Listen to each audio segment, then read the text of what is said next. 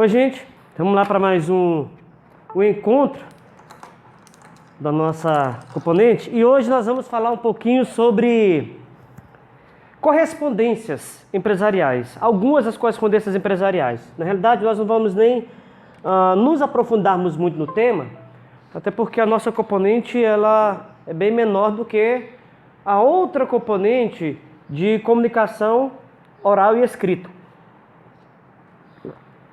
Então aqui a gente vai fazer uma pincelada sobre as principais ou as mais usuais correspondências usadas dentro de algumas instituições, ou dentro, de modo geral, das instituições.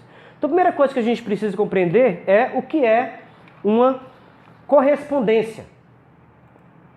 Então, de modo geral, correspondência é toda e qualquer comunicação escrita entre as pessoas. Olha, reparemos bem logo de cara que nós estamos falando das correspondências empresariais, organizacionais. Então, comunicação escrita. É um meio de comunicação escrita entre as pessoas. Essa correspondência ela pode se dar até por meio de um post-it, de um recadinho, de um e-mail, de um messenger, de uma conversa enviada pelo WhatsApp, tal, e por aí vai. Ou também, ela de maneira mais adequada, mais formal, ela se dá através daquelas correspondências oficiais dentro da instituição, que vai ser exatamente isso que a gente vai priorizar um pouco mais. E lembretezinho básico. Uma vez que nós estamos falando de comunicação formal,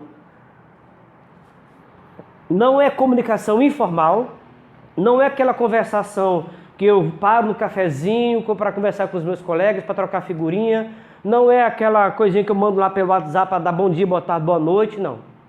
Nós estamos falando das correspondências organizacionais, empresariais, ou seja, para tratar de assuntos específicos da empresa, comunicação da empresa de maneira formal. E exatamente pelo fato de ser uma comunicação formal, é fundamental que nós fiquemos atentos à maneira de escrever certa, conjugação dos verbos, conjugação com seus pronomes, com seus substantivos, evitar a ambiguidade, que é muito comum o sentido conotativo da frase. É muito comum a gente fazer uso na conversa informal, mas temos que ficar atento porque frases ambíguas geram inclusive demissão. Pode levar empresas à falência. Então fiquemos atentos a isso aí. Então aqui nós temos a conceituação de correspondência, por ampliação do sentido, passou a designar todo o conjunto de documentos usados na empresa. Bilhetes, cartas, memorandos, ofícios, circulares, telegramas, que hoje praticamente já não se usa mais. Então, tudo isso aí é o que a gente chama de correspondências empresariais. Continuemos. Alguns detalhes que a gente precisa ficar atento nessa correspondência. A primeira coisa é a eficácia, que é a obtenção da resposta correta.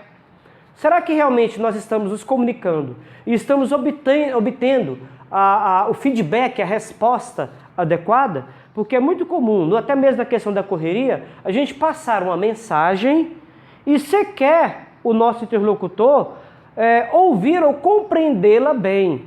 Por isso que é tão importante que realmente exista esse feedback, essa troca, esse diálogo entre as pessoas para a compreensão da mensagem, tá?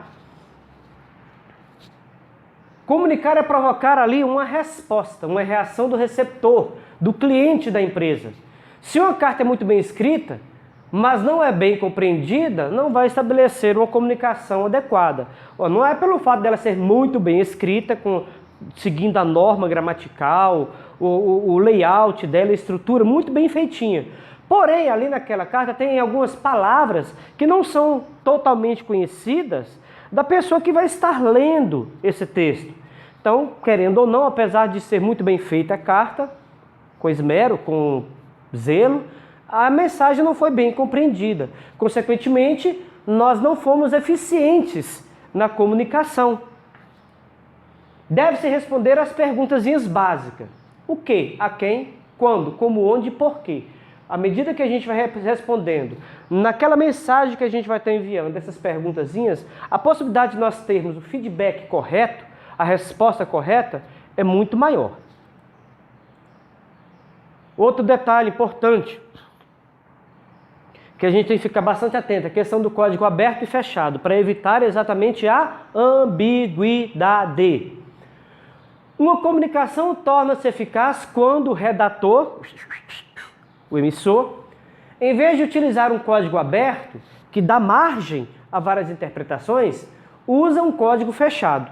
Então, o código aberto, como eu acabei de falar, é um código que possibilita muitas interpretações, ao passo que o fechado admite apenas um entendimento. Lembremos que, na hora que eu passar uma mensagem para alguém, escrita tal e tudo mais, a pessoa lá do outro lado começar a interpretar isso, eu não estou próximo, eu não estou junto a essa pessoa para explicar aquilo que de fato eu queria dizer. Nem sempre aquilo que eu estou falando é exatamente aquilo que a pessoa vai estar compreendendo. Por isso que é tão importante que nós nos vigiemos essa questão de o que está escrito, qual é a possibilidade de interpretação dupla, dúbia, inadequada dessa minha frase, tá? Exemplo, Silvia, ligue à tarde para aquela empresa. Bom, na ideia de vocês, o que vocês acham? Essa frase realmente ela está adequada? Ela está completa? Ela está fazendo uso do código aberto ou do código fechado? Pensem rapidinho, acabou o tempo de vocês e já vamos para a segunda. Silvia, telefone às 15 horas para a editora Atlas, aquela empresa, e fale com o senhor Carlos. Então não é simplesmente ligar por ligar, é para falar com alguém. Senhor Carlos. E quem é esse Carlos? Fica mais fácil ainda, do departamento de marketing. Tá legal, eu vou ligar, mas para que eu vou ligar? Aí, pergunte-lhe quando receberei a proposta de representação. Então a resposta para aquela pergunta que eu fiz há alguns segundinhos atrás, através dessa segunda opção, já nos mostra que isso aqui utiliza o código aberto. Tá amplo. Não dá para, de fato, a gente compreender o que eu devo fazer na hora que eu ligar. Eu até sugiro para vocês que, assim que vocês puderem, por curiosidade mesmo, leiam um texto muito bem feito, muito elaborado e engraçado. Quem não escreve bem, perde o trem. Esse é o nome do texto. Quem não escreve bem, perde o trem. Que dá exatamente essa percepção aí, mostra para nós o quanto é importante a escrita adequada. Eu não estou junto da pessoa na hora que ela ler. Então é fundamental que eu realmente explique, utilize um código fechado para não haver a possibilidade de dúbias, duplas, muitas, várias interpretações. Tá? Então tá aí, a ambiguidade. O que é ambiguidade? É aquela frase oração que pode ser tomada em mais de um sentido. Mais um exemplo. O chefe de gabinete comunicou ao diretor que ele seria exonerado. Opa, vamos lá. Os personagens. O chefe de gabinete, sujeito, comunicou ao diretor que ele. Aí é que tem o problema. Esse ele, pronome, refere-se a quem? Esse pronome refere-se ao chefe de gabinete ou ao diretor?